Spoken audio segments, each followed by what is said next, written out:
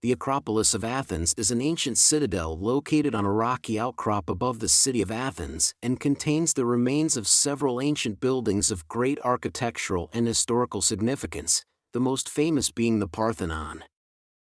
Greece is a country in southeastern Europe with thousands of islands throughout the Aegean and Ionian Seas. Influential in ancient times, it's often called the cradle of Western civilization.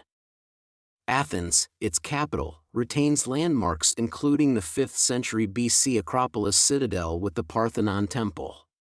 The Acropolis of Athens is one of the most famous ancient archaeological sites in the world. Located on a limestone hill high above Athens, Greece, the Acropolis has been inhabited since prehistoric times. Over the centuries, the Acropolis was many things: a home to kings, a citadel, a mythical home of the gods, a religious center and a tourist attraction. It has withstood bombardment, massive earthquakes and vandalism, yet still stands as a reminder of the rich history of Greece. To visit the Acropolis you will have to purchase a ticket. Choose between a combo ticket, skip the line entry, or a guided tour. While you can purchase your tickets on site, if you don't wish to waste your time standing in long queues, it is best to purchase your tickets online. Make sure to check Acropolis timings before you make your visit, as their closing times change between winter and summer. Located in the heart of the city, the Acropolis is well connected and you can reach it by metro, bus, or even cab.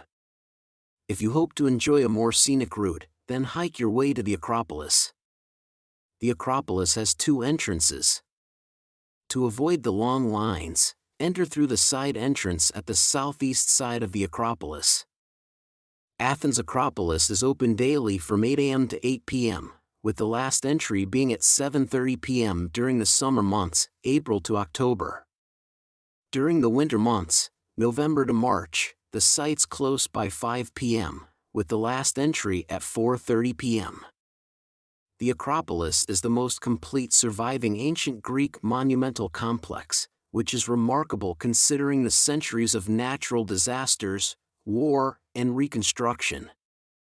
Still, much of its ornamentation and art is now gone. One of these losses is a colossal statue of Athena once located inside the Parthenon. Known as Athena Parthenos, it stood almost 40 feet tall and was made from gold and ivory by the sculptor Phidias.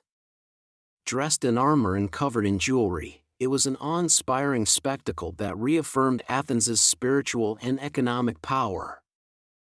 This temple to Athena was built in 447 BC and completed 9 years after, although it took another 6 years to decorate the structure.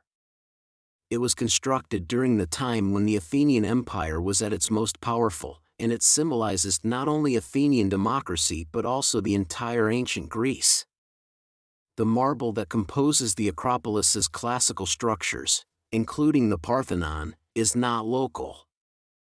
It was quarried at Mount Pentelicus, located 10 miles to the northeast of Athens and famed for the uniformity of its white marble.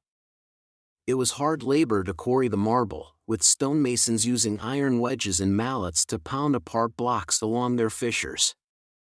From Mount Pentelicus, workers used a downhill road to move the marble on its long journey to Athens, where they still had to get the rocks up the steep slopes of the Acropolis. A major restoration of the Acropolis started in 1975, under the new Committee for the Conservation of the Monuments on the Acropolis, which meticulously examined the state of the hilltop and began work to return it to its ancient condition. Marble from the exact mountain where the original stone was quarried is used for structural interventions, and conservators employ similar tools to those employed by ancient artisans. But since just one block can take over 3 months to repair, the project is still ongoing, and will hopefully stabilize the site for centuries to come. The most famed structures at the Acropolis, the Parthenon, the Erechtheian Temple, the Propylaea Gate, the Temple of Athena Nike, were all constructed over a few decades in the 5th century BCE. Fueled by the Athenians' recent victory over the Persians, an ambitious building campaign was launched under the direction of the statesman Pericles.